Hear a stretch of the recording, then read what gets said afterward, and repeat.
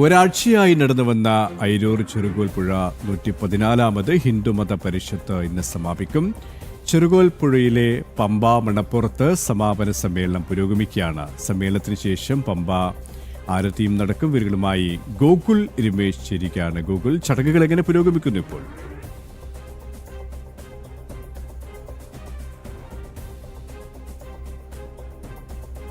ഗോകുൽ, ചടങ്ങുകൾ എങ്ങനെയൊക്കെയാണ് പുരോഗമിക്കുന്നത് ഇപ്പോൾ?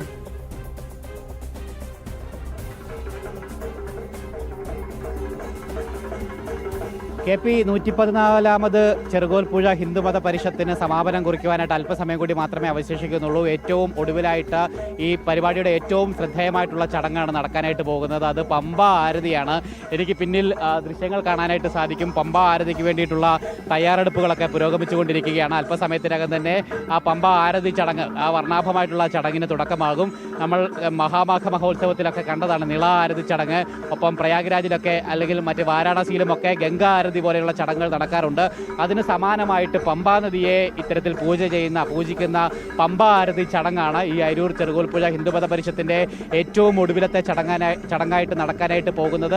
അതിനു വേണ്ടിയിട്ട് എല്ലാ തയ്യാറെടുപ്പുകളും പൂർത്തിയായി കഴിഞ്ഞിരിക്കുകയാണ്. പമ്പാ നദിയുടെ ഇരുകരകളിലുമായിട്ട് ദീപങ്ങൾ തെളിയിച്ച് വളരെ വർണ്ണാഭമായിട്ട് അങ്ങനെ അലങ്കരിച്ച് നിൽക്കുന്ന കാഴ്ചയാണ് നമുക്ക് കാണുവാനായിട്ട് സാധിക്കുന്നത്. വളരെ മനോഹരമായിട്ടുള്ള നയനാനന്ദകരമായിട്ടുള്ള കാഴ്ചയാണ് കാണുവാനായിട്ട് സാധിക്കുന്നത്. എന്തായാലും പമ്പ നദിയുടെ ഒരു കരയിൽ ഇത്തരത്തിൽ ആരതി ചടങ്ങുകൾ അല്പസമയത്തിനകം തന്നെ നടക്കും. അതിന് മുന്നോടിയായിട്ടുള്ള ചില പൂജാ ചടങ്ങുകളൊക്കെയാണ് ഇപ്പോൾ അവിടെ പുരോഗമിച്ചുകൊണ്ടിരിക്കുന്നത്. BJPയുടെ മുതിർന്ന നേതാവ് കുമ്മനം രാജശേഖരൻ അടക്കമുള്ള ആളുകൾ ഈ ചടങ്ങുകൾക്ക് സാക്ഷ്യം വഹിച്ചുകൊണ്ട് അവിടെയുണ്ട്. അല്പസമയം മുമ്പാണ് സമാപന സമ്മേളനം പൂർത്തിയായത്. കുമ്മനം രാജശേഖരനായിരുന്നു മുഖ്യ അതിഥിയായിട്ട് സമാപന സമ്മേളനത്തിൽ ഉണ്ടായിരുന്നത്. ഒപ്പം ഹൈന്ദവ സാംസ്കാരിക ആധ്യാത്മിക മേഖലകളിലെ രാഷ്ട്രീയ മേഖലകളിലേക്ക് നിരവധി പ്രമുഖർ ഈ ചടങ്ങിൽ പങ്കെടുക്കുകയും ഒക്കെ തന്നെ ചെയ്തിട്ടുണ്ടായിരുന്നു.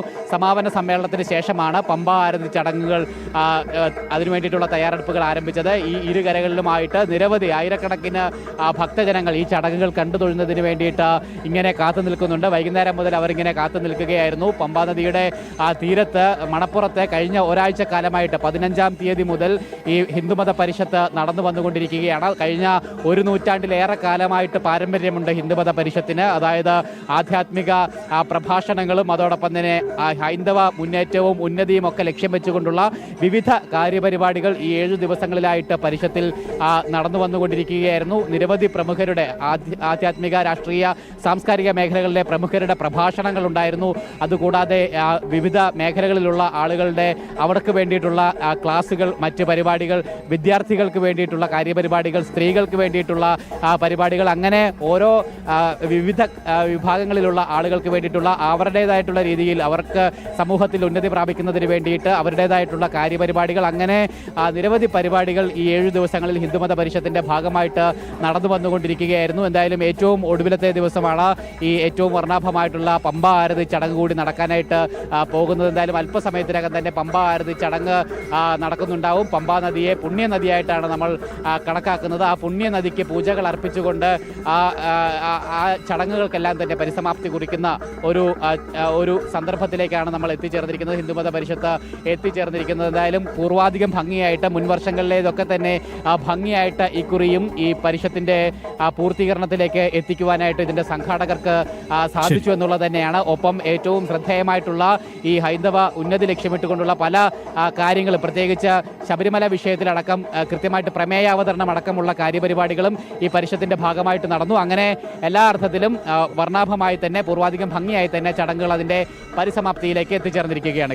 സമാപന സമ്മേളനം അവസാനിച്ചു കഴിഞ്ഞു. പമ്പ ആരതി അല്പസമയത്തിനകം. ഗോകുൽ രമേശാണ് വിവരങ്ങൾ നൽകിയത്.